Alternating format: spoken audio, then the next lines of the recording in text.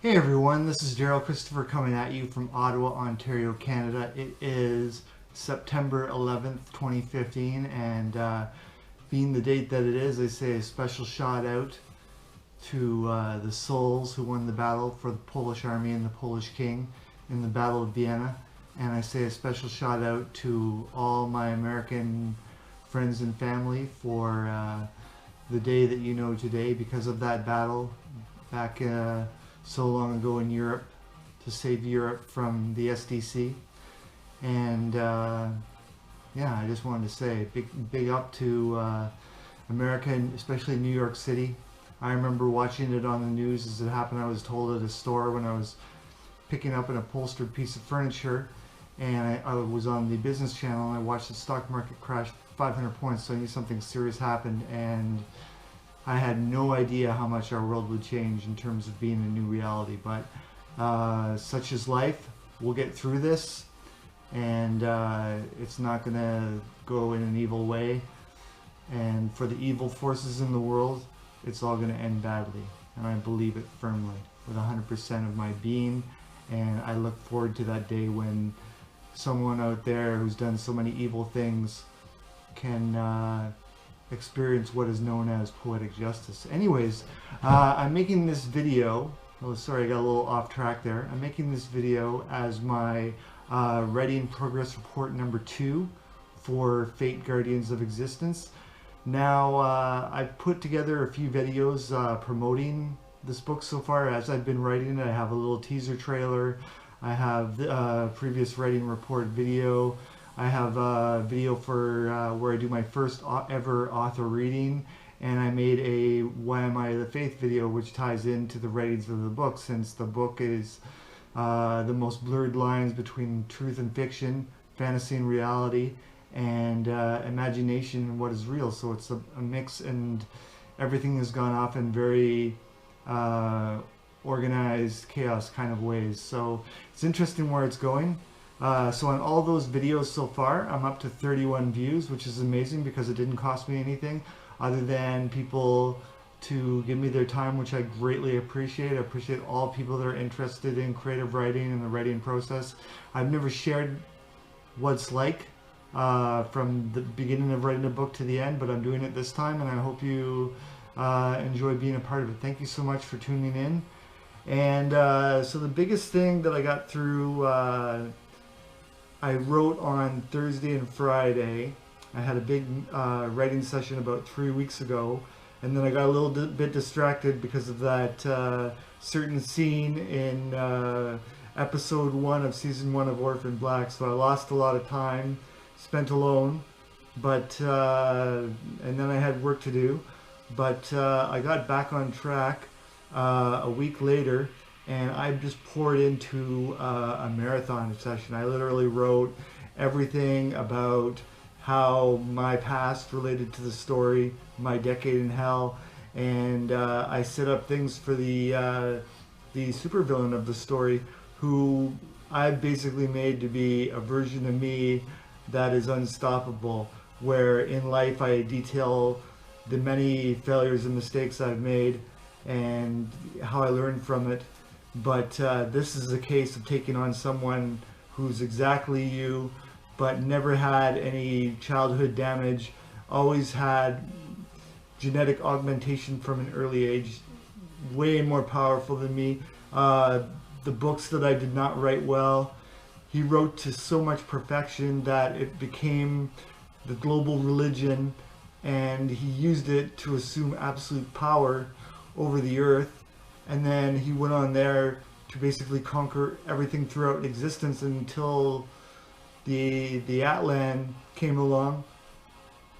We just became all that was left in the way of a true conquering, a true victory over everything. And that's not a good idea if these guys win, because if they do, they're going to get bored after a while, and they're going to start growing mad and doing even more cruel, treacherous things, wiping out areas of existence if it displeases them, and eventually it's going to end in complete nihilism after there's nothing left to do but destroy everything. And this time, if they destroy everything, they alter the fate of destiny, so nothing that is real can be born out of the nothingness. So that was a big development that I put in. I thought it was the best, right? At least, you know, you write what you know. So I've always imagined, you know, what I would be like in like some sort of parallel universe where I caught the breaks, and you know, I stayed on the path of wanting to get back at people by becoming some sort of dictator, and you know, showing up in places with some elite bodyguard. I mean, when I was, I think, under 10, that was my big fantasy. You know, Doctor Doom definitely was a hero that I rooted for. So I definitely got a lot of inspiration there, where I wanted to make this villain someone that related to me, but comes across as someone that, if you understand me, you can understand what I'm facing in the book. So that's what I'm trying to put down. And then I had an angle in the book where there's the first battle of this war, and in the Secret Wars comic book event this summer, Doctor Doom had a superhuman police force of a variety of different Thors, and they would level justice upon his behalf. So in my book, in my afterlife, I take my cat with me. She's my forever pet. So there's thousands of copies made, and then in a stroke of genius, I guess in the part of my character in the book, basically what happens is that 1 million copies of the Tinkerbell are made.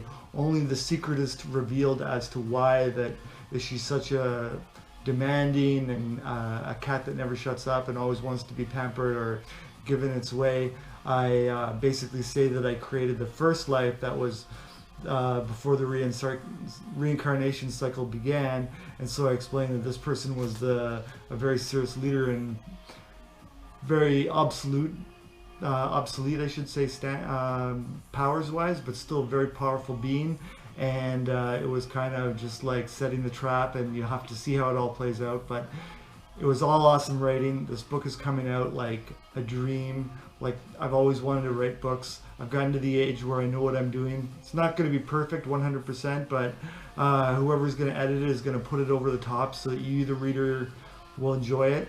You know, like, I really am believing that I can get 100 people around the world to read this, and that's all I'm looking for. If I can get 100, that's it. So I'm you know, giving it my all, not to have $1 million, but to just simply have something that's read and, you know, a happy reader where they felt like, you know, they invested their time in something that gave them something really good to think about and enjoy. So that's what I'm trying to do.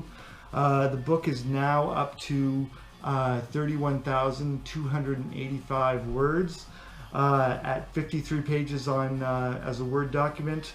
And if you consider that a lot of sites say that the bare minimum for what a novel should be is at the very least 50,000 words, I've gotten to it now, you know, 62% of the way there. So later on today, I'm going to take a break from the writing. Basically, I wrote until I had no more creative fuel left for everything that I wanted to tell. And today I'm going to clean the house and just let it come to me. I do know I'm going to work in some of this whole migrant crisis angle in, where basically it's going to be that even with mind wipes and behavior modification, there's no guarantee that the enemy could have implanted various genetic drives into the migrants trying to gain access to the realm for safety, or that they've just grown disenchanted by the reader, by the things that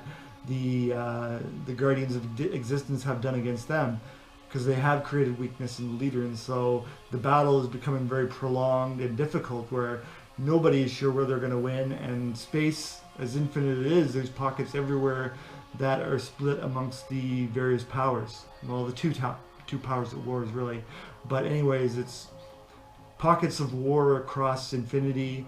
And I'm going to write about basically people wanting to lead because they sense a weakness in their leader, but they can't be trusted because there's no way to know what harm they could do. They could all be good people, or one of them could basically erase the existence of the Guardians of Existence. So basically what my Empress character is going to do, Aika. She'll basically create a planet for them and take care of their needs, but none of them will be allowed to Atlan Prime, just because there's no way of knowing. And in fact, the barriers around it, because of the war, because the realm got invaded, are going to be reinforced, and basically a third of the population on Atlan Prime is going to be defending the existential tunnels between Atlan Prime and the rest of reality. So there's a lot of craziness that's going to happen.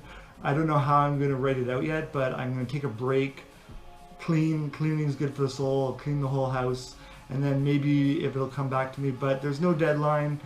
It'll get done when it gets done. I'm not going to force it. Like when the concept of what I want to write comes to me, and I have a nice long stretch of something to write, then that's what I'm going to do. So, you know, think about it. This is a big accomplishment compared to the last report, where I really made a lot of progress. I put in a lot of time. I haven't been devoting every day to it, but when I do devote my time, it's to put down quality creative content so that the reader, number one, gets something to think about and gets something to be entertained by. And if I accomplish that mission in some way by writing a decent enough book, then that makes me very happy. And if I get 100 people, that's realistic. So, you know, let's see where it goes. So that's my report for Writing Progress Report number 2 video. Thank you so much, everyone, for watching, from the awesome subscribers. I don't know why you think I'm special enough to subscribe to me, but I invited you to, and thank you so much. Let me know if you want me to subscribe to your channel. I certainly will, but I do take time to get back to my messages. So if I don't right away, don't get offended. I'm not against you. I like you all. I'm happy with you all.